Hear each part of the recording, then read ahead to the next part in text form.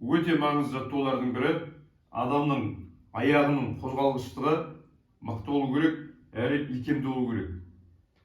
Егер сіз былайынан аяғыңыз жібермейді көбіне, жамбаспен, бұлшықеттермен аяқтың, белдің бұлшықеттері жібермейді. Былай жасайды мысалы көпшілік адамдар. Былай жету керек. Ол неге сіздің көбіне көп аяқтың арттары жібермейді, сіңірлері бұрын бұндай жасамағансыз. Егер аяқтың қозғалысы, гибкіс дейміз, икемділігі нашарласа, ол ертең осанканы бұзады. Адам жүрісін бұзған кезде омыртқаңыз осанка бұзады. Одан ертең сколиозға, протрузия, грыжаларға апаруы мүмкін. Сондықтан да аяқтың артқы бұлшықеттерін созу үшін осы екі жаттығуды міндетті түрде өзінің техникасымен жасаңыз. Бірінші жаттығу. Осылай отырамыз, мынандай жіпті немесе шарф, ремень аламыз, аяғымызға ілеміз. Әр жаттығуды қазір 30 секундтан бірге жасаймыз. Егер қиын болса, шама шарқыңызға келгенше барынша жасайсыз. Осылай алдық, көтереміз аяқты. Дене бұл жерде бүйтіп бүкіремеу керек. Онда пайдасы жоқ, егер бүкірей болып тұрса. Барынша тіке ұстаймыз. Аяқты көтереміз. Қазір 12 рет міне. 1, созамыз. 2, созамыз. 3, барынша тартамыз. 4, 5, созамыз. 6, 7, 8, созамыз қатты, керемет. 9, 10, 11, қатты тартамыз. Әр жасаған сайын 12, барынша 12-сінде тартамыз. 10-15 секунд ұстаймыз. Енді келесі жағы. Тағы естеріңізге өтейін, былай бүкірейіп тартпаймыз. Денені барынша тіке ұстаймыз. Созамыз. 1, созамыз. 2, 3, 4, 5, жамбағы седалып синіріп өте пайдалы.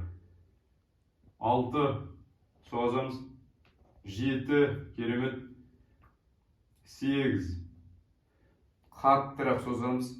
9, денені тіке ұстаймыз. 10, 11, тартамыз. Керемет. 12.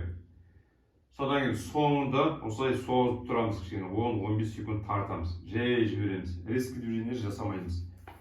Келесі жатамыз. Тегіс жерге осылай жатамыз. Келесі жаттығымыз 30 секунд 1 минут созамыз. Қазір сіздермен бірге 1 минут аяқты созамыз. Осылай ұзын болса қысқартып алуға жүкті. Аяғымызды осылай созамыз. Осылай алдық. Осылай қазір 30 секунд созамыз. Өзіңізге тарта беріңіз. Сәл ауырса ештеңеге жақсы болады. Созамыз. Керемет. Бұл өте керемет жаттығулардың бірі. Аяқтың арты міндетті түрде тартылу керек. Адам бүкірейіп кетеді, күжірейіп кетеді. Егер аяғының сіңірлі тартылысы аз болса, айтады ғой. Человек стоит не мозгами, а ногами дейді. Аяқтың икемділігі мықты болу керек. Жайлап жібереміз. Жайлап алдыңыз, келесі жағына аяққа табанның қақ ортасына іліп алдыңыз. Келесі аяқты созамыз, жайлап созамыз. 30 секунд болады, 15 секунд егер қиын болса, үйренгесін 1 минутқа созуға жай созып жатамыз.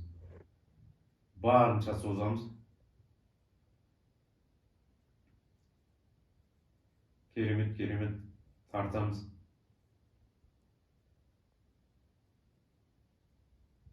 Осылай.